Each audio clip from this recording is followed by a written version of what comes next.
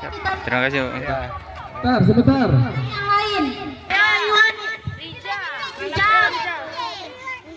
Syederalun asa anak korban penelantaran, eksploitasi, serta korban kekerasan seksual di Panti Asuhan UPTD Rumoh Sejahtera Ane Nanggro atau RSAN merayakan semarak hari peringatan kemerdekaan Hari Ulang Tahun Republik Indonesia ke-79 dengan mengikuti aneka lomba 17-an di RSAN setempat di Jalan Gugajah, Desa Ketapang, Kecamatan Darul Imarah pada Sabtu 17 Agustus 2024.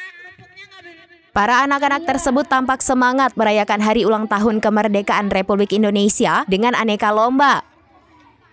Senyum dan tawa kebahagiaan tampak terpancar dari wajah mereka. Tak sedikit dari mereka saling berebutan untuk memulai lomba. Meski menjadi korban eksploitasi, kekerasan seksual hingga korban penelantaran oleh orang tuanya sendiri, tak menyurutkan semangat merayakan kemerdekaan dari diri mereka. Walaupun mereka sendiri terbilang belum merdeka secara individu maupun dibanding anak-anak pada umurnya. Gelak tawa dan wajah penuh antusias tersirat dari wajah mereka ketika panitia menghitung dimulainya lomba. Terlebih saat lomba memakan kerupuk dan balap karung yang mengundang antusias dari anak-anak lainnya. Kepala UPTD RSAN Michael Octaviano mengatakan terdapat 8 lomba yang diperlombakan dalam rangka Hari Ulang Tahun Republik Indonesia di panti asuhan tersebut.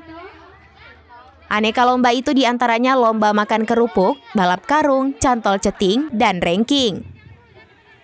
Kemerdekaan buat mereka adalah mereka memiliki hak yang sama, memiliki kesempatan yang sama untuk bisa sekolah, bisa menggapai cita-citanya, dan juga harus dapat merasakan kebahagiaan meskipun mereka tidak memiliki sosok keluarga atau sosok orang tua yang bisa menjadi panutan mereka.